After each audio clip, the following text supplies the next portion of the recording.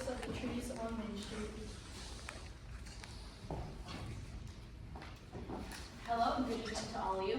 My name is Zoe Anderson. I am in 7th grade, and I am here presenting with Alice Harwood, who is also in 7th grade, Trey Bedard, who's in 6th grade, and Darlene Snyder, who is in 8th grade. Over here on our panel, we'll be answering any possible questions you might have at the end of this presentation. We have Liv Evelyn, Brittany Bossity, Peter Priestman, Kaylin Letha, Tashi Williams, and Hannah Oliver.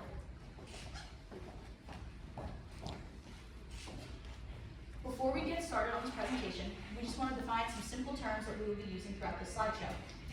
First, we have live crown ratio, or LCR, which is the percentage of trees covered by living branches or foliage. Then when we say study area, that is roughly 2,500 feet of Route 302 between the Portland Street and the turn of Route 5. When we say a tree is unhealthy, that means that the live crown ratio is under 50%, or that there's an obvious pest or infection. DBH is diameter of breast height, which is a measurement we use for the trees. And then when we say genus, that is a category that a tree species is identified by. Goals for the studied area. Tree saturation is to increase tree saturation to 87%. It is currently 17. Remove all dead or dying trees in studied area. Plant visibly attractive, resilient, and safe trees. Increase the general attractiveness of the studied area by decreasing foliage, ensuring safety and prevent power outages and line downing. Do all of the above in a safe, efficient, affordable manner. Our procedure we did to find all this data is on the DBH tape, which you find the circumference of the tree. The height, we used a stick and walked back until the top of it was up to the top of the tree. The species, we used the dichotomous key to check. And then the live crown ratio, we took a couple steps back to see if there was any foliage, and we recorded it in our tablets. So during the Fryeburg tree data project, we were able to collect data, and we put this set data into charts to give you a sense of what trees need to be cut down and why. So we find that data.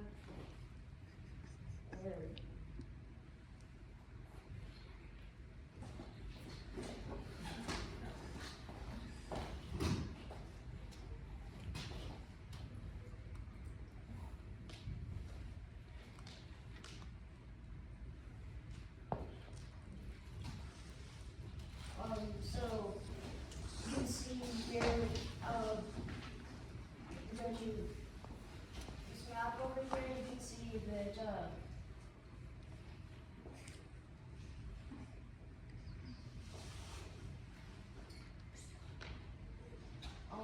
so these are the trees that cross Main Street that we inventoried. So you can see here that so these categories are for the trees that need to be cut down or pruned immediately. So this would be if they had any diseases or if they're dead or dying.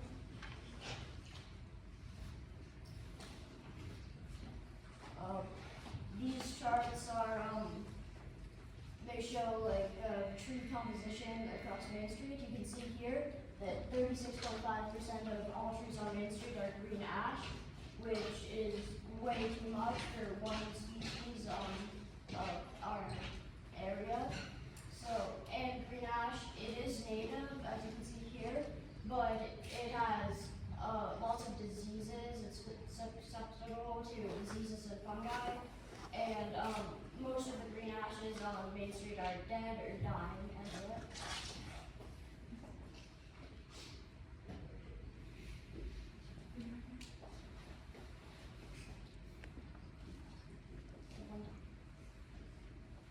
So you can see here we have our live crown ratio.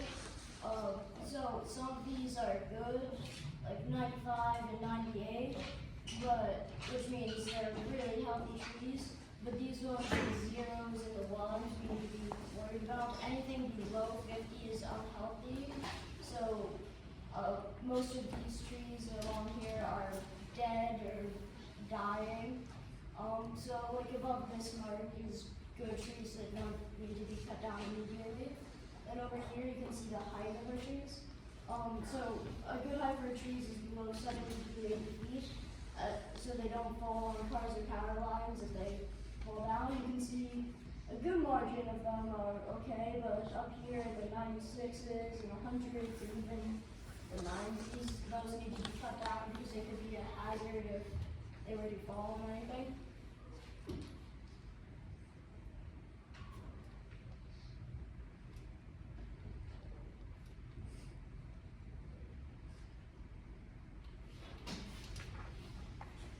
The 10-20-30 rule is a way to ensure diversity in an area of trees. So the 10 rule states that there should be no more than 10% of one tree species in an area. The 20 rule states that there should be no more than 20% of one genus in an area. And the 30 rule states that there should be no more than 30% of a family in one area. So as you can see from this graph and what Alex said on the last slide, Fryeburg has already exceeded this rule, and which is not ideal and can cause trees such as green ash to be more susceptible to diseases and infestations and parasites. Example trees of the two trees that we think that should be removed immediately are the Norway maple and green ash. The Norway maple is an invasive species that is now illegal to sell in Maine, and also a very fast-growing tree, which can damage the diversity of the trees in Fryeburg already, which we're already struggling with. The green ash is a native tree that was planted in the study area, but currently most of the trees on Fryeburg or on Main Street are currently infected with a fungal disease that is slowly killing them off. Our proposal is managing all the unhealthy trees in the studied area. Our plan is to spread this out over 25 years. This averages out to 2 trees each phase. We will limit any damage to the image of the studied area. And the general guidelines that we'll follow is have a slight preference towards deciduous trees, encourage diversity among tree species to prevent pest domination as seen in the previous slide, and get from saturation from 17% to 91%. So the town of Fryeburg needs to consider these items. So these trees need to be diverse. As you can see on the earlier slides, green ash breaks all 3 of the 10-20-30 rule. So if we're going to plant new trees, they need to be more diverse. When we plant these trees, they're going to take a while to grow, and they won't just root up. We're going to be planting saplings, but still they will take a while to grow. These trees need to be relatively short, below 70 or 80 feet, so they're not a hazard to cars or power lines when they fall. We need to choose between hardwood and softwood, depending on their location. Softwoods will bend with snow, whereas hardwoods can just fall over or stay upright. Both can be bad depending on location. So the ones closer to the power lines or roads need to plan accordingly. These trees need to fit well with the environment and climate. These trees need to be cost efficient and don't have any invasive diseases or fungi. And these trees need to look good during fall foliage or tree peepers. So we estimated some tree care costs with Lawn Starter, which is one of the top lawn care sites you can use. And we got some averages, or our estimated averages for costs. And our estimated cost for pruning is $9,730. Our estimated cost for felling is $19,230. Our estimated cost for stump grinding is $5,168. And our estimated total cost for tree care is $34,130. More information will be on your handout that you got. We'd like to thank you on behalf of the MESA and Mollyopper community, and I would like to welcome up our panel to answer any questions.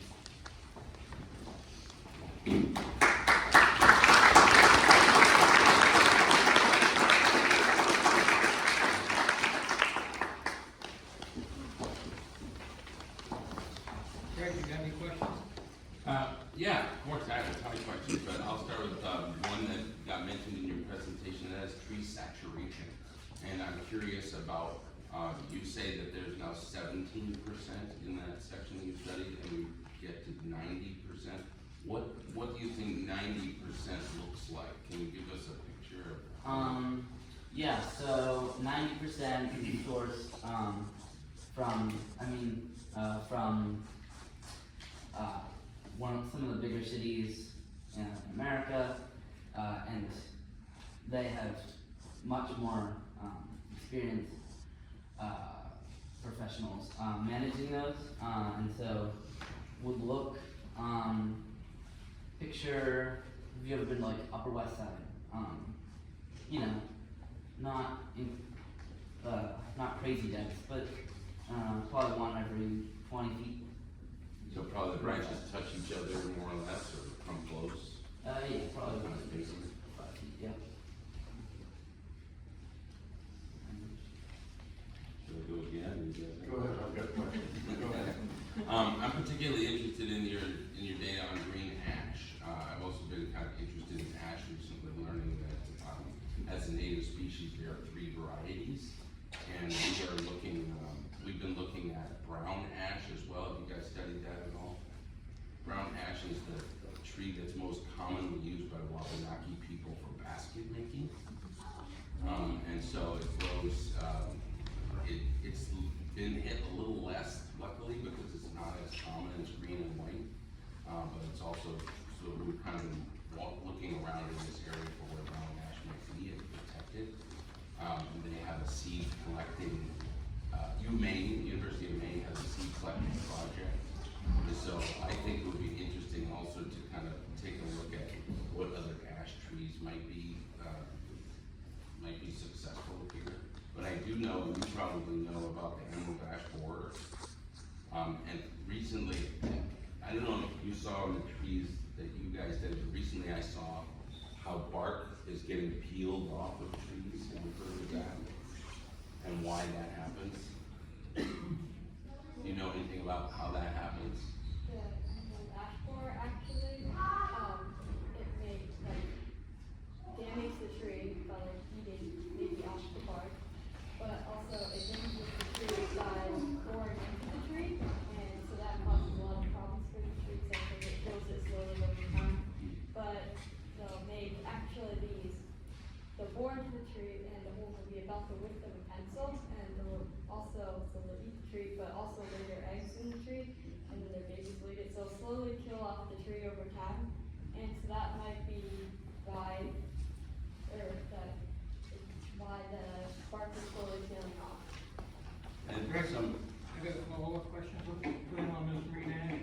I was just one other thing about that. Somebody told me too that woodpeckers go for the insects, and they actually, as they work their tree up, scrape off the bark.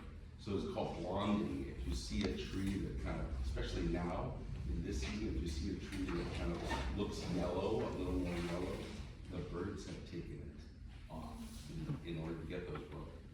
But I'm glad that you're looking at that also, because I think removing those trees maybe limits the spread of emerald ash borer where possible.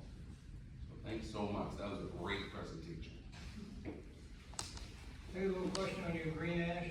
Is it correct that the only way you can, if it's infected, the only way to either cut it down and burn it, or to dose it with heavy pesticides? Is that a true statement?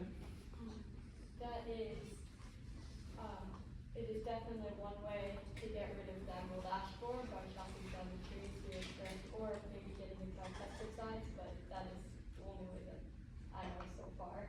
Yeah. We haven't really looked. Yeah, adding on to that, the emerald ash borer is like killing the trees from the inside out. So once that starts, the tree is basically dead. It's kind of like when beavers come up to trees and they eat them. They are basically dead at that point.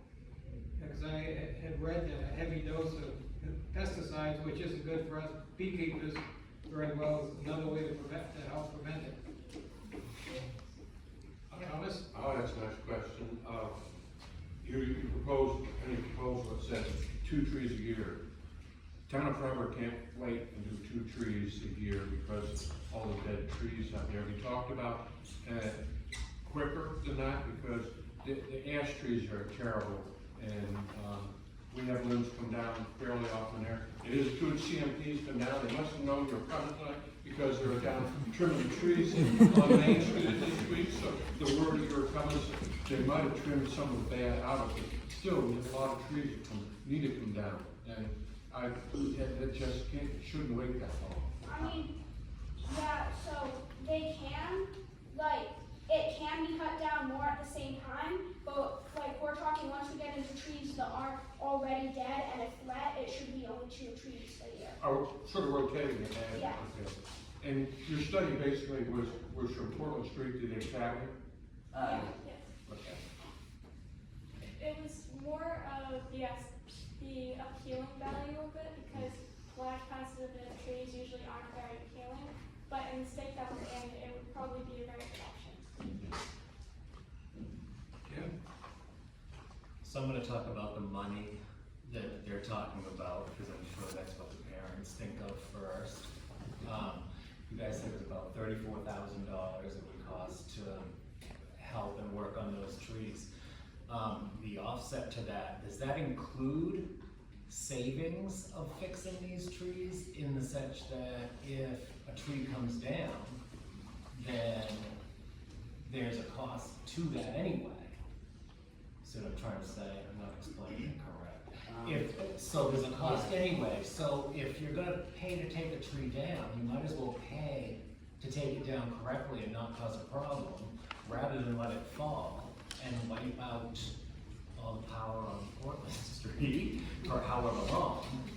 And then, so I think you're really looking at the right direction with this stuff, because I think it makes a big difference for people's, I don't wanna say comfort, but it is, it's comfort for their pocket and for their home too, for something that's happening in the distance away. Yeah, we haven't accounted for that, it's 34,000 just for the pruning and felling. Right, yeah. And I think for the planting, in total, I think not accounting for labor, around $41,000. Well, you guys are gonna do the labor for free. I wanna thank you all so much. It's definitely one of those reasons for cutting down the trees would be because if they fall, that costs money. If they Right. fall on power lines, cars, houses, that costs money. Thank you guys for helping. You got on phase 5, you got a tree that I never heard of, that's with a Z. Zelkova? Correct. Yeah. Where are you? Can you tell me what was, Okay, so the Zelkova tree, very popular in urban civiculture, sort of niche and not very prominent, especially around here, but it's native to northern Japan, which has very similar like climate to around here, and doesn't have a very large dropping, doesn't drop a ton of leaves, so it won't have to be a hassle. Because we tried to avoid any fruit, crab apples or I don't remember, but a while back in front of Maliakis there was some trees planted, according to Mr. Terrible. Those perhaps. Yeah. these trees that you looked at, are they on town property or are they on residential property? Yeah, they're in the DOT buffer zone, so within 15 feet of the. Good. Okay? Anybody got any questions? I still have Okay, no, that's, question. The trees that you propose, height-wise, are they gonna be tall, so it's gonna be a problem with the electrical wires in the future, or not? No, so that's like one of the prominent things that we were looking for when we were looking at trees. We didn't want them to be too tall, so no trees like around like 30 to 50 feet. We thought was a perfect height of like a tree. So we were like making sure that they weren't going to be too tall. So we don't have any trees that are like 80 feet, 90 feet, anything like that. So they don't fall over the power lines, or branches don't reach to the power lines or anything like that. tried to make it so 75 feet would be like the tops of any tree. Again, 70 to 30 feet is considered the medium range of trees. Anything below that is lower height. Above that would be higher height. Was there thought put into, views? I'm thinking down by Perry Park and that, putting plant trees there that aren't gonna block the view of the Intervale, because that is, it's a highlight of the town, people coming through, be able to see the Intervale, and there's been a lot of trimming and back in the back area of the parks. Any thought about into the trees there, not blocking view? No, we haven't really looked at any thought of, what areas will be more densely populated or, replanted trees, or what areas might be left alone, like the view zone.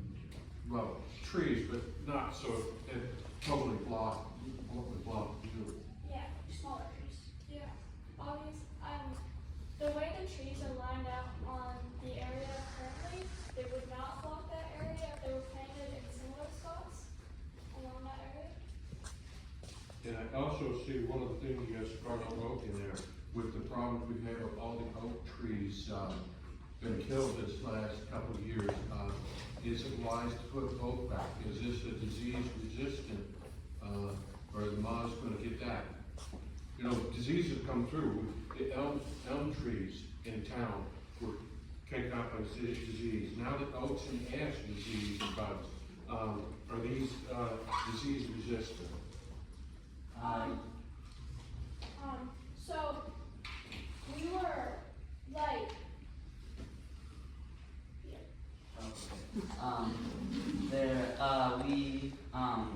we looked into Scarlet Oak is fairly resistant. There hasn't been a lot of, study or, research into how resistant, but it's known to be, more resistant than the green and brown ash. Standing in that. yeah, it's like more resistant than red oak, like it's better oak, but still susceptible to some disease, but not as much. I'm curious, did you find any trees that were really healthy and unique and that we want to kind of identify and highlight? I mean, we're talking about taking out trees, which I think is important, but also maybe what's there and what would surprise us that's remarkable to you. So red maple was a really good tree that's there, like doesn't have diseases, good fall foliage, like other good stuff, it's a good height, it's like 40 to 60 feet. So that's definitely a good tree that's there. There's also some other good trees that are there. Tamarack is pretty good, except it's not good for its environment here, so we wouldn't recommend planting more, but it's pretty good, so we don't recommend taking it down either, but we also don't recommend planting more. Is that the one right at the light there? Yes. Yeah. That is a special tree, I like that too. I also just want to say that I'm really glad that you're looking long-term at this project, because you might know that I work at Fryeburg Academy, and we're very interested when you get to high school to continue this project, and to work with us still, and look at trees in town, on campus, maybe around town, and see what else could be projects for us in the future, so that's so helpful. I got one more quick thing. You may not have, this is out of the realm of what you're doing, but down at Bradley Park, all those trees, the maple trees that are down there, you talk about them growing slowly. The town planted those in 1990. So they were about 6 feet tall when we planted them. No, yeah, well, we had state plants, that's why we got the taller trees. If in a town, they would have been this tall. 19 what? 1990. Oh, I thought you said 1909. No, Tom would remember that. But 1990 they're planted, so those trees are 34 going on 35 years old, so this is a long-term project you're talking about. And again, thank you, I appreciate this. It's good work. Fantastic. Anybody got any questions? Anything they want to say? All right, thank you.